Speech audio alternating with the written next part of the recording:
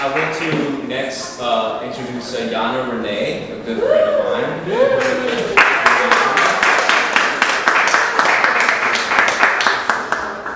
This is her beautiful piece over here, Bubble. If y'all can maybe see, it's right over here. So feel free to come closer if you need to. But yeah, I mean, me and Jana met, we've known each other for a little while. 2016 or so. When I was here living in Fort Worth, she actually had a studio, not even 5-10 minutes from here.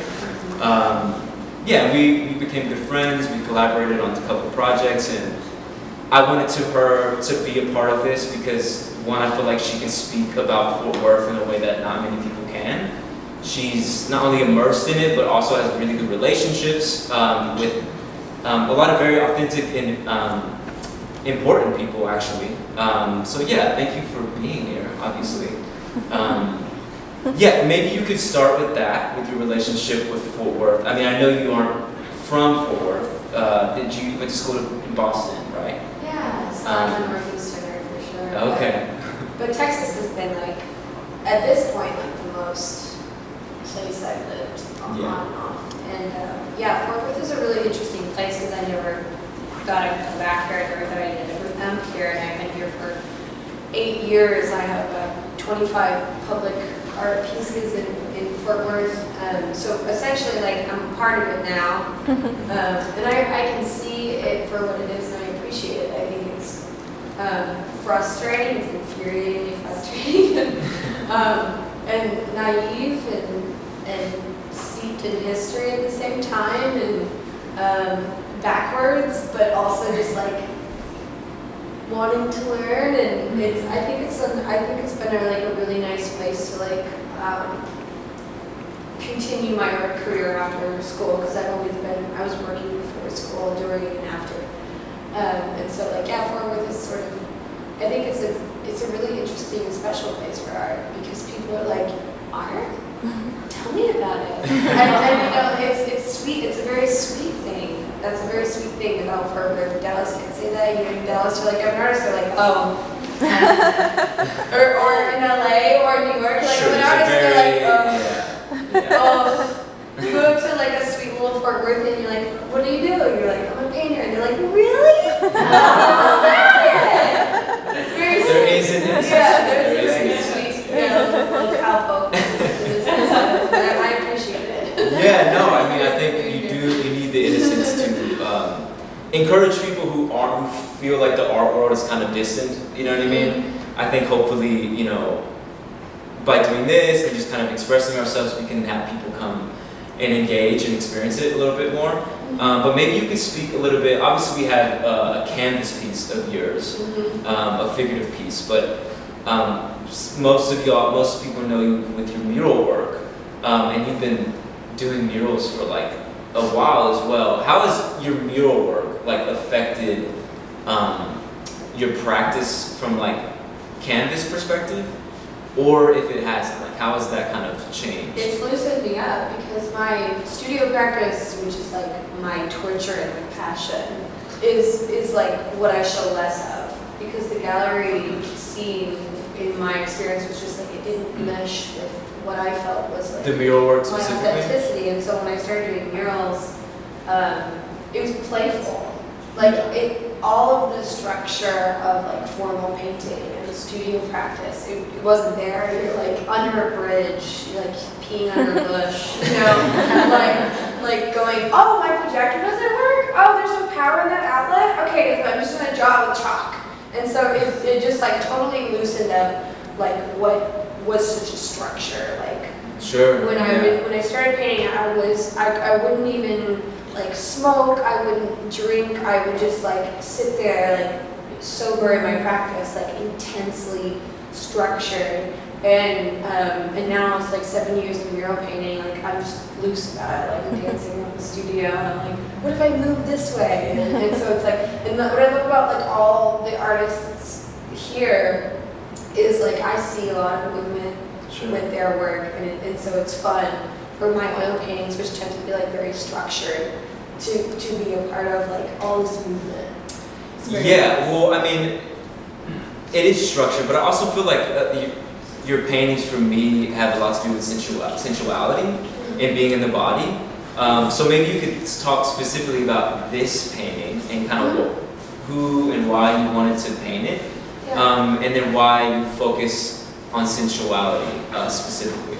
Yeah, well, I was absolutely obsessed with portrait art, and going to school in Boston, they were like, stop being so ordinary. And I was like, I don't think portraits are ordinary. I think people are the most beautiful, fascinating thing that we live for. But okay.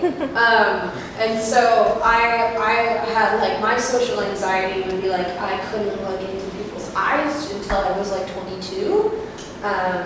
And so I would stare at people's mouths, and it was gross and sexy, and there's something in your teeth, and intimate. And for me, I was like, well, you can't make me stop painting portraits. You can't make me stop painting people. I'm just going to paint people more intimately and deeply than you're comfortable looking at. And so I just started like going to my girlfriends, and I was also like, Instagram had just come out because I'm old, and I was so fascinated with the thought that like people were saying, what are you women doing? You're totally objectifying yourselves. Like you're embarrassing yourself on this platform. And I was like, no. Anytime I've ever done a photo shoot, anytime I've ever been used as a reference, I have hated the pictures that were taken of me. And so this was my first ever series as an oil painter because I was an illustrator. And so I had been painting in oils for like a year when I did that. And I was fascinated with the idea that Instagram, for me, was like, no, we are taking the power. We're saying I feel sexy. I can take this selfie. I can take this thing. And, this was all new, 2011, 2012. Sure. Yeah. And so I would call my girlfriends and I'd say, I'm going to paint like a sexy close-up on your lips. We don't have to take it close up. And I'd be like, put some lip gloss on. And with Malika, I was like, can you blow a spit bubble? And she was like, yeah. So she sent me like a photo, and then I would just sort of like zoom in on the intimacy of the picture, and it was so gross to me, but so sexy. Like, what is the boundary that we have here? It's like between like fluids and like ugh, but also. And so I was always like kind of disgusted with what I was painting because like saliva and the sound of it and it's just gross. But also, so that was kind of, this piece was kind of like bordering between like what's gross, what's sexual. Like she's got a lot of spit in her mouth, like legit, like built all the spit up and like blew a bubble with her spit. Well, I think the way it's painted, it's very beautiful. It doesn't come off gross or anything. I think it's a very beautiful painting. So with that in mind, I think it's still very well done. Does anybody have any questions for Jana? Yeah, you talked about enjoying portraiture because you like painting people. You also talked about kind of taking ownership of the portrayal of women by creating your own art. What's kind of a piece of insight you kind of learned over the years through painting people or painting women specifically, something kind of about human beings? The interesting thing about like a lot of women will have like facial movements that they go to for their pictures, and so when this is my muse Cynthia here. She's my favorite person to paint. She hates having her picture taken. She's very uncomfortable. So basically, like the thing that I love about painting people is like finding a moment and a movement between facial expressions, or like a deep breath, or I'll say like think of something that makes you smile but don't smile, and so I like to find. I don't know if I have deviated from the question, but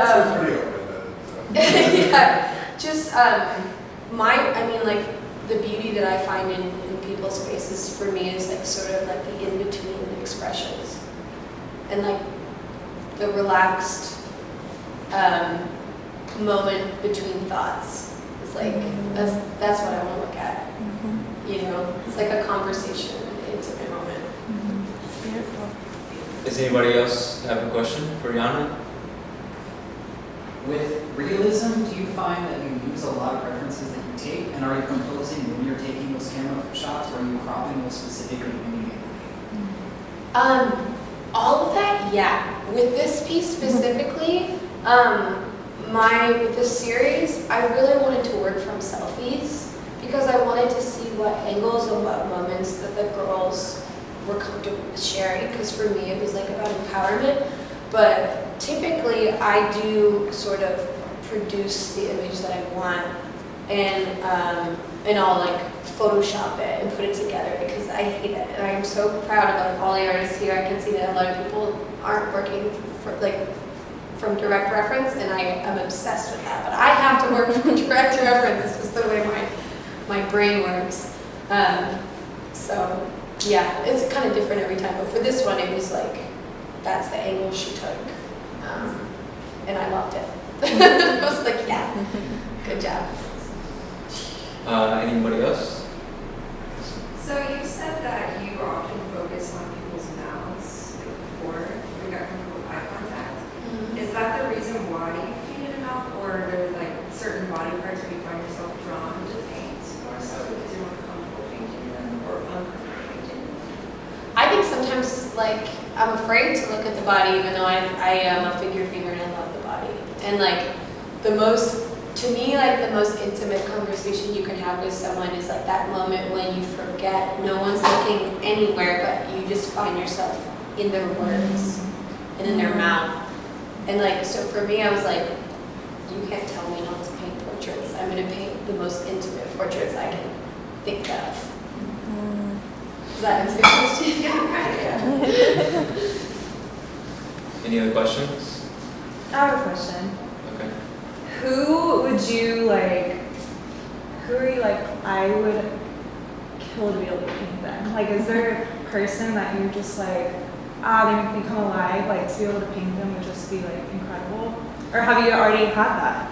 I mean, there she is. She had just bought my art, and I like went up to her and I was like, I don't mean to be weird, but like I have to paint you. And she was like, and she didn't tell me until years later that she had just purchased my art. Oh wow. But we've been friends for like 7 years. But no, I don't think of it that way. Typically, it's like a person to person. Like I get really filled with passion without understanding why. And it's like about who they are and what they embody, and it's like it is person to person. There are people that I'm like, you know, like celebrities and stuff. I'm like, yeah, I could, but I don't have an interest because I don't know them. Right. So, the connection is what's important for you. Yeah, and occasionally there is like you get intrigued by the look of something or someone, and you're like, ooh, I like the shape of their lips. I'll try that, you know. But typically, like the most passionate paintings that I paint are of people that I know, the people that I connected with and creeped out before they let me paint them. That's amazing. I love it. Very cool. Okay, beautiful. Thank you so much, Jana.